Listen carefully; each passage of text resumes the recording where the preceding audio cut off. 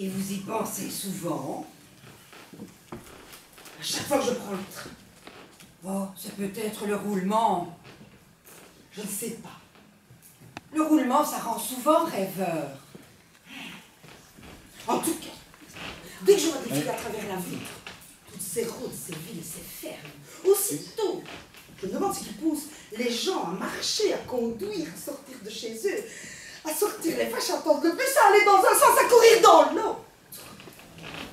Je vais vous demander de pencher légèrement la tête. Merci. Quelle force les pousse à faire tout ça? Aucun rien à faire. Il doit bien exister une force. Il ne faut pas ça d'eux-mêmes. Le bas.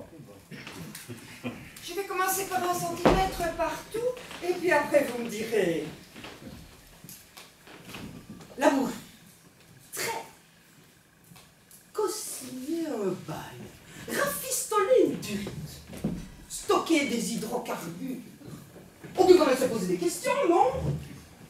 Stocker des hydrocarbures. on pourra toujours faire plus court après si vous le désirez. Assaisonner. Joint.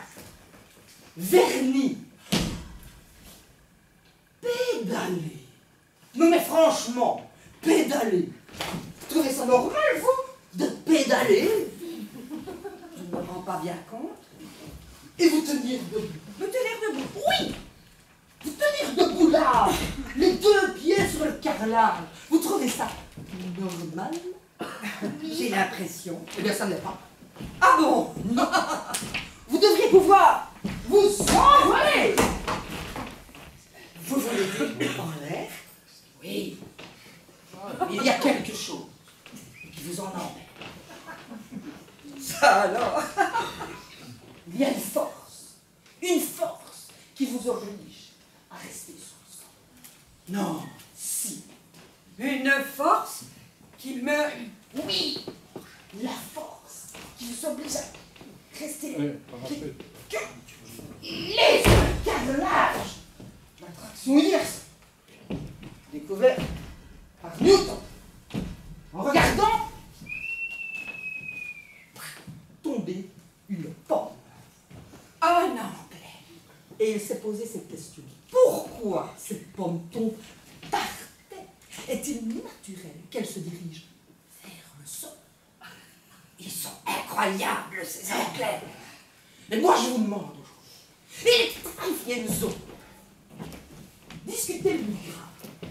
Améliorer la race chevaline, vous trouvez ça naturel? Vous voulez dire par rapport à la pomme? Mais par rapport à l'homme, Georgette! Pourquoi piloter? Pourquoi massicoter? Pourquoi refaire un ourlet? Pourquoi repeindre la cuisine? Pourquoi? Par instinct de survie? L'instant de survie. Enfin, sauf peut-être pour l'ourlet. Mais je vous dis ça avec des pincettes. C'est la vie juste d'une coiffeuse. D'une coiffeuse de Châtillon. Pas plus. Et qu'est-ce qui nous oblige alors à suivre cet instinct de survie, comme vous dites?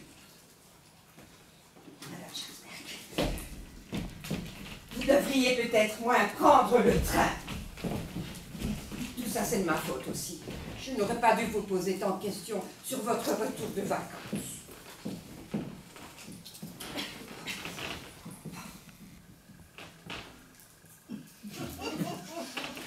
Ouvrez les yeux, Jean.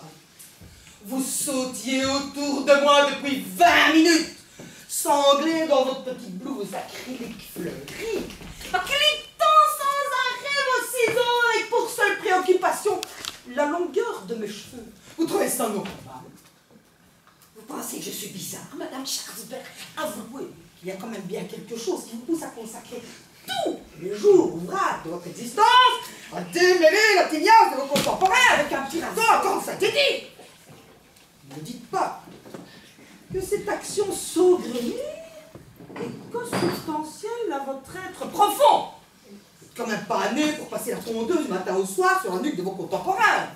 Ben, c'est ce que dit mon mari quand je rentre tard.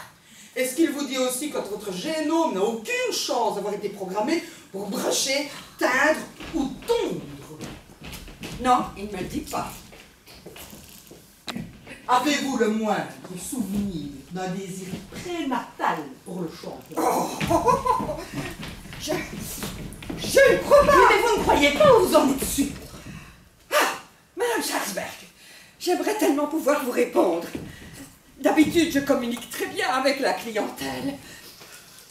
Je suis navrée, Georgette.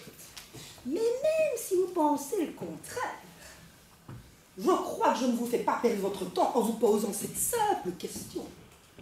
Qu'est-ce qui vous pousse à être coiffeuse? Ben oui. Mon père n'était pas très pour, mais il m'a pas empêché, jamais.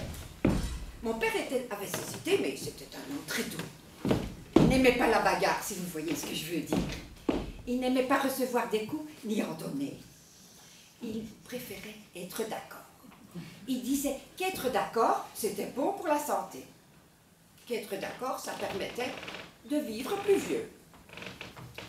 Mais de là à penser qu'il n'espérait pas autre chose pour sa fille, Et pourtant, vous l'êtes devenu.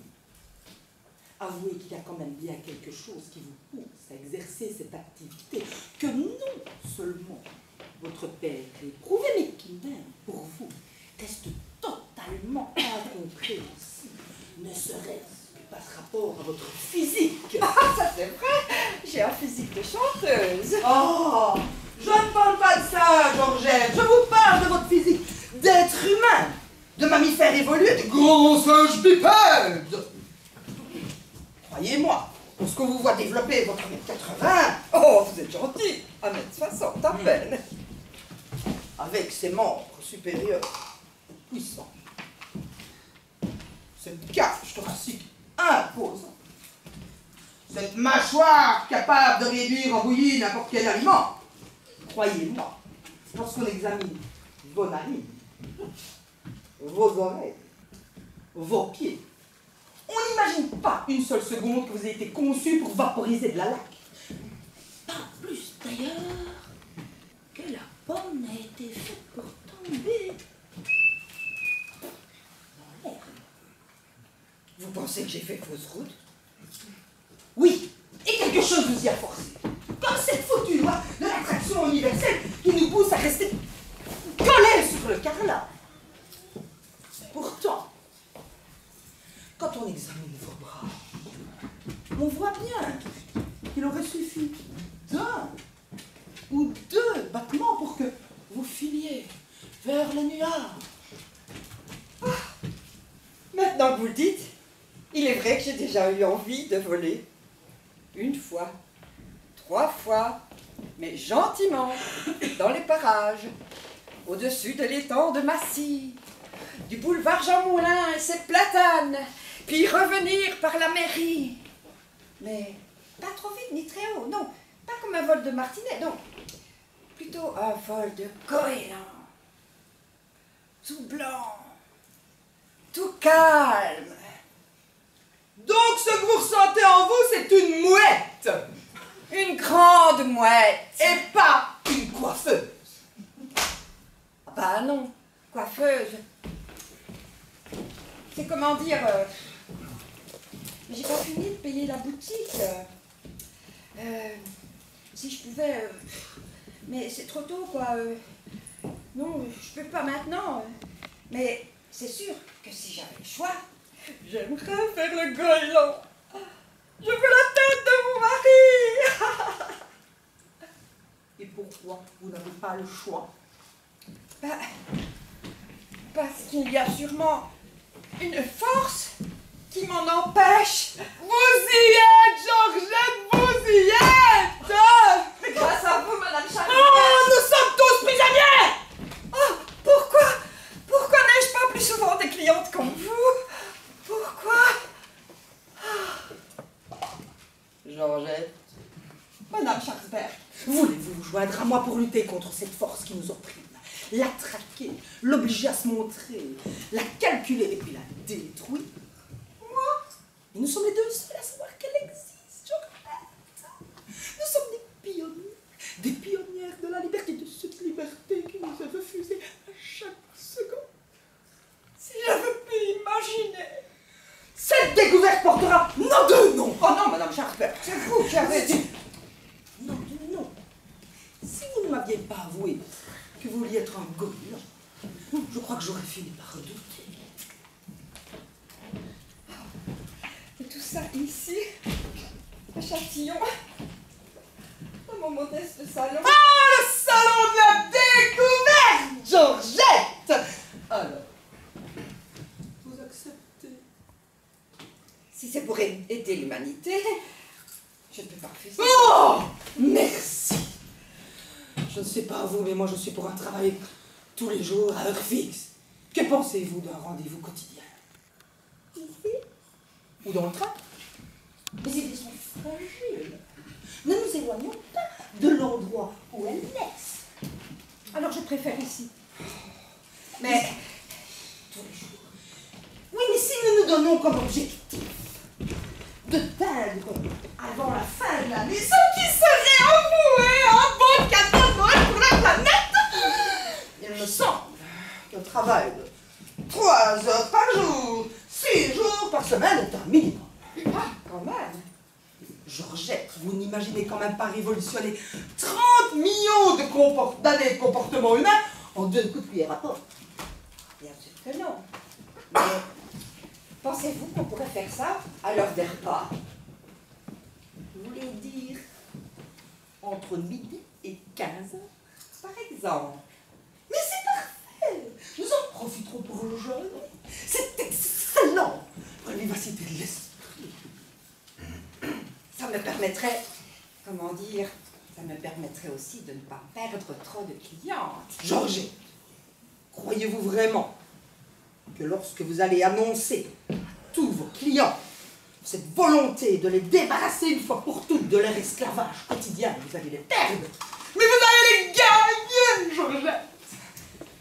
Et un de ces jours, lorsque vous volerez avec eux au-dessus de la ville abandonnée, ils vous remercieront de leur avoir supprimé votre petit râteau et vos ciseaux pour 3 malheureuses petites heures par jour.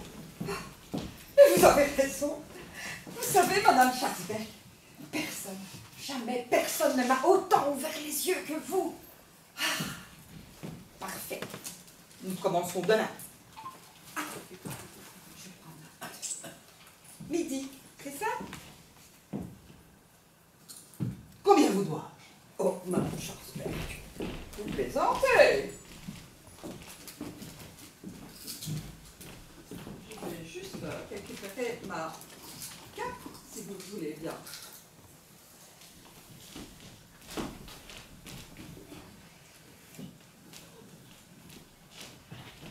Ça vous va comme ça?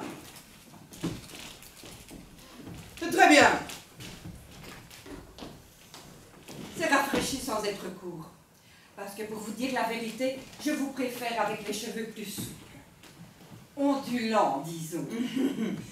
Nous l'appellerons la coupe postérité. Allez, Georgette.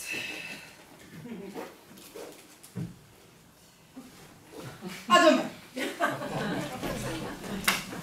Madame Schatzberg, est-ce que je peux vous poser une question? Je vous en prie. Pensez-vous qu'il existe une autre force qui vous pousse à découvrir cette force? Ou est-ce que c'est la même? Parfait. Nous commencerons la session de demain sur cette interrogation. Parce que si c'est la même, une fois que nous l'aurons trouvée, vous ne devrez plus y penser. Plus du tout. Oh, Georgette!